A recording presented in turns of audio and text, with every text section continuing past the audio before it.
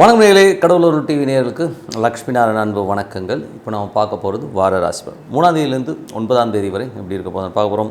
எப்போதுமே சொல்கிறதாங்க, லக்னத்து பாருங்கள்.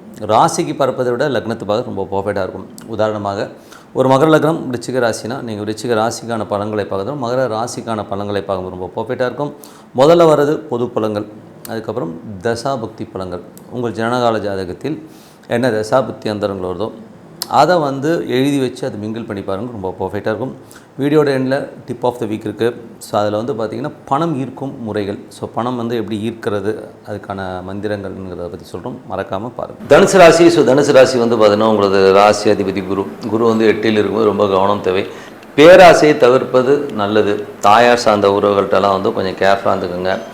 அதுக்கப்புறம் பார்க்கும்போது உங்களுக்கு 2 மற்றும் 3ஆம் அதிபதியான சனி 4ல் இருக்கும்போது சொத்துக்கள் விற்பனை சார்ந்த விஷயங்கள்லாம் சிறப்பான பலன்களை கண்டிப்பாக கொடுக்கும். பட் இருந்தாலும் கொஞ்சம் கேர்ஃபுல்லாக இருக்கணும்.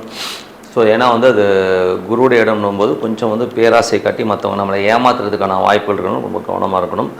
அதுக்கப்புறம் பார்க்கும்போது உங்களுடைய 4ஆம் அதிபதி 8ல் இருக்கும்போது தாயார் சார்ந்த விஷயங்கள் ரொம்ப ரொம்ப கேர்ஃபுல்லாக இருந்துங்க. வண்டி வாகனம் ஓட்டும்போது கொஞ்சம் கேர்ஃபுல்லாக இருந்துக்கிறது ரொம்ப ரொம்ப நல்லது.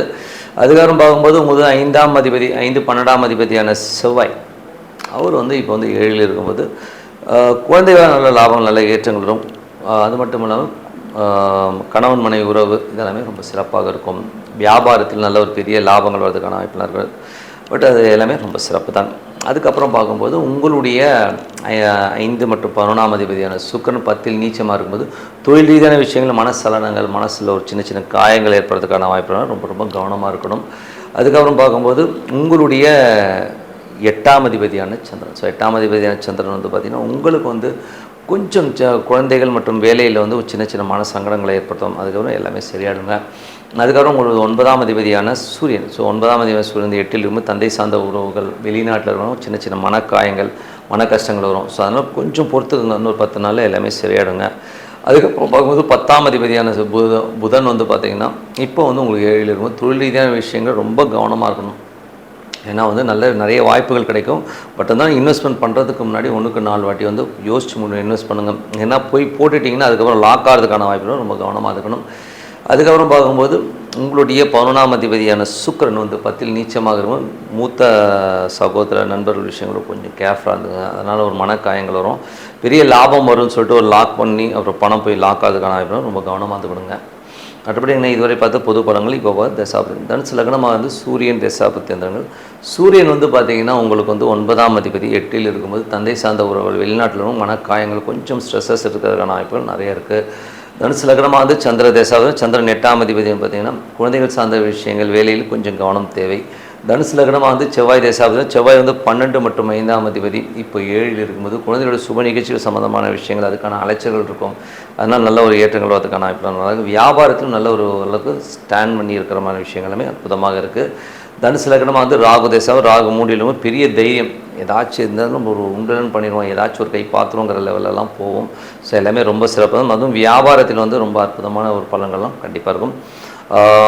தனுசு லக்னமாக இருந்து உங்களுக்கு பார்த்திங்கன்னா குரு தசாபுத்தி அந்தரங்கள். குரு பார்த்திங்கன்னா 4ஆம் அதிபதி 8ல் இருக்கும்போது தாயாருடைய விஷயங்கள், வண்டி வாகனம் ஓட்டுறது இதெல்லாமே ரொம்ப கேர்ஃபுல்லாக இருந்துவாங்க. அதனால் நமக்கு மன கஷ்டங்கள் வரதுக்கான வாய்ப்பு ரொம்ப கேர்ஃபுல்லாக இருந்துக்கணும். தனுசு லக்னமாக இருந்து சனி தசாபுத்தி. சனி உங்களுக்கு 4ல் இருந்து புதன் பார்த்திங்கன்னா உங்களுக்கு 7ல் இருக்கும்போது நிலவுலகங்கள், சொத்துக்கள் சம்மந்தமான விஷயம், பேராசை காட்டி மற்றவர்களை ஏமாற்றுவதற்கான வாய்ப்புகளும் ரொம்ப ரொம்ப கேர்ஃபுல்லாக இருந்துக்கிறது ரொம்ப ரொம்ப நல்லது. தனுசு லக்னமாக கேது தசாபுத்தி. கேது 9ல் இருக்கும்போது தந்தைக்கும் உங்களுக்கும் ஒரு சின்ன சின்ன ஸ்ட்ரெஸ்ஸஸோ டென்ஷன்ஸோ வரதுக்கான வாய்ப்புகளும் ரொம்ப கேர்ஃபுல்லாக இருந்துக்கோங்க. ஸோ வெளிநாட்டில் இருக்கிறவங்களுக்கு லீகல் சம்மந்தமான விஷயங்கள், விசா, பாஸ்போர்ட் சம்மந்தமான விஷயம் கொஞ்சம் கேர்ஃபுல்லாக இருக்கணும். தனுசு லக்னமாக சுக்கிர தசாபுத்திரங்கள். சுக்கிரன் பார்த்திங்கன்னா 10ல் நீச்சம், மாமியார் சார்ந்த உறவுகள், தொழில் ரீதியான விஷயங்கள் ரொம்ப கேர்ஃபுல்லாக இருக்கணும். தொழில் ரீதியான விஷயங்களை ஏதாச்சும் லோன் போட்டு ஏதாச்சும் பண்ண போனீங்கன்னா அதில் நமக்கு ஸ்ட்ரெஸ்ஸஸோ டென்ஷன்ஸோ வரதுக்கான வாய்ப்பு ரொம்ப கேர்ஃபுல்லாக இருக்குங்க.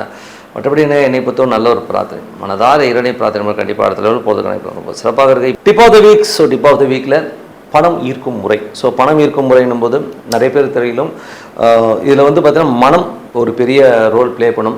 அதுவும் பார்த்திங்கன்னா உலகத்தில் உள்ள கிட்டத்தட்ட 100%ல் மிஞ்சி போனால் ஒரு 3-4% ஆள்கிட்ட தான் வந்து ஒரு பெரும் பணம் இருக்குது. மீதி எல்லோருமே வந்து பெரும் பணம் பின்னாடி ஓடுற மாதிரி சிச்சுவேஷன் தான் இருக்குது. இதில் வந்து ஏபிசிடி நிறைய கேட்டகரி இருந்தாலும் ஒரு பெரும் பணம், ஒரு பெரிய பணம்னா ஒரு மொத்த பணத்துலேயும் ஒரு பெரிய பங்கை வந்து ஒரு 4% 5% உள்ள மக்கள் வந்து வச்சுருக்காங்க. ஸோ அதுக்கான காரணம் என்ன, அதுக்கப்புறம் பணம் ஈர்க்கும் முறை என்னங்கிறத பற்றி தான் இந்த டிப்பாவது வீட்டில் பார்க்க போகிறோம். ஸோ இதில் வந்து பார்த்திங்கன்னா மெயினாக வந்து முதல்ல வந்து மனசில் வந்து பார்த்திங்கன்னா நமக்கு வந்து பணம் வராது, இதுக்கு எதுக்கு தண்ட செலவு, இது நான் வந்து இது தேவையில்லை அப்படின்னு சொல்லிட்டு நம்மளே மன ரீதியாக சில கட்டுப்பாடுகளை வைக்கும்போது பணம் நம்மகிட்ட வராது. ஸோ அதுதான் விஷயமே. ஸோ மன ரீதியாக வந்து நம்ம வந்து ப்ரிப்பேர் ஆகணும். என்ன ப்ரிப்பேர் ஆகணும், எனக்கு பணம் வருது, இந்தந்த பணம் வரும், அப்படி வரும்னு சொல்லிட்டு நீங்கள் வந்து கற்பனையிலே வந்து ஒரு பெரும் பணம் வந்தால் நம்ம என்னென்னலாம் பண்ணணும்னு சொல்லிட்டு ஒரு கனவு உலகத்தை நீங்கள் சிருஷ்டி பண்ணிங்கன்னா அது நடக்கும் அப்படிங்கிற நம்பிக்கையோடு சிருஷ்டி பண்ணும்போது கண்டிப்பாக நடக்கும். அது நம்பர் 1.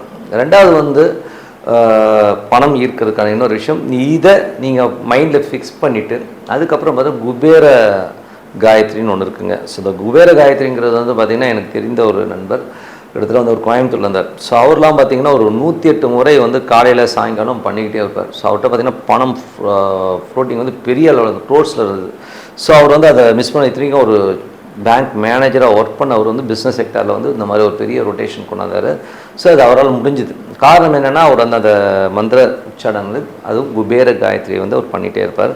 ஸோ இது வந்து ரொம்ப சிறப்பான ஒரு பலன்களை கண்டிப்பாக கொடுத்தோம். அது மட்டும் இல்லாமல் எனது வாழ்க்கையில் எனக்கு தெரிந்த ஒரு சொந்தக்காரர் பொருளாதாரத்தில் வந்து ரொம்ப கஷ்டம், பணமே இல்லை, பணம் வேணும் அப்படின்னு வரும்போது காலையில் கொஞ்சம் ஏர்லி மார்னிங் எழுந்திப்பார், ஒரு 4:30 எழுந்திப்பார், கொஞ்சம் மூஞ்சி கை கழுவிட்டு விளக்கேற்றிட்டு இந்த கனகதாரா சோஸ்திரம்ங்கிற ஒரு இருக்குது, சங்கரார் எழுதிய கனகதாரா சோஸ்திரம். ஸோ அந்த பாடல் என்னென்னா, பணம் வேண்டி இந்த பாடலை பாடும்போது தங்க நெல்லிக்காயை கொட்டுச்சுன்னு சொல்லுவாங்க. ஸோ அந்த மாதிரி ஒரு இது நீங்கள் அது போய் நீங்கள் அந்த ஹிஸ்ட்ரி எடுத்து பார்த்தீங்கன்னாலே சொல்லும். ஸோ அதில் வந்து கனகதாரா சோஸ்திரம் வந்து படிக்கும்போது பொருளாதாரத்தில் வந்து ஒரு பெரிய வெற்றியை கண்டிப்பாக கொடுத்துருதுங்க. அது அவ்வளோ சூப்பரான விஷயங்களை கண்டிப்பாக கொடுத்துரும். ஸோ இது வந்து இதை வந்து நீங்கள் ஃபாலோ பண்ணிட்டு வாங்க. இந்த 3 விஷயத்தை ஃபாலோ பண்ணும்போது அற்புதமான பலன். பொருளாதாரத்தில் பார்த்தீங்கன்னா நீங்கள் அடுத்த கட்டத்துக்கு வந்து பெரிய அளவில் வர்றதுக்கான வாய்ப்புகள் இருக்குது. அது மட்டும் இல்லை விஷ்ணுபதி புண்ணிய காலம். ஸோ இப்போ வந்து பார்த்திங்கன்னா இப்போ போயிடுச்சு. இப்போ இதுக்கு அடுத்தது வந்து சூரிய பயிற்சி அப்போ வந்து ஐ திங்க் மாதத்தில் வந்து 15-16 தேதியில் வந்து வரும். ஸோ வரும்போது பார்த்திங்கன்னா அந்த விஷ்ணுபதி புண்ணிய காலத்தில் வந்து பார்த்திங்கன்னா உங்களுக்கு வந்து ஒரு பெரிய ஏற்றம்னா அது அந்த விஷ்ணுபதி புண்ணிய காலத்தில் 27 முறை பெருமாளை சுற்றி வரும்போது ஒரு பெரும் பணம், பெரும் செல்வம் வந்து உங்களுக்கு சேருவதற்கான வாய்ப்புகளுமே ரொம்ப நல்லா இருக்கும். அது ஃபினான்ஷியலி வந்து நீங்கள் அடுத்த ஸ்டேஜுக்கு போகிறதுக்கான வாய்ப்புகளை இதுவும் கொடுக்குதுங்க. ஸோ இதை வந்து உங்கள் லைஃப்பில் அப்ளை பண்ணி பாருங்கள். அற்புதமான படங்கள் சூப்பராக ஒர்க் ஆகும்னு சொல்லிட்டு உங்களிருந்து விடைபெறுது உங்கள் லட்சுமி நாராயணன். நன்றி, வணக்கம். கடவுள் அருள் டிவியை பார்த்தமைக்க நன்றிகள். மேலும் இது போன்ற தகவல்களை தெரிந்து கொள்ள கடவுள் அருள் டிவியை சப்ஸ்கிரைப் செய்யுங்கள். மறக்காமல் பெல் ஐக்கானை கிளிக் செய்யுங்கள்.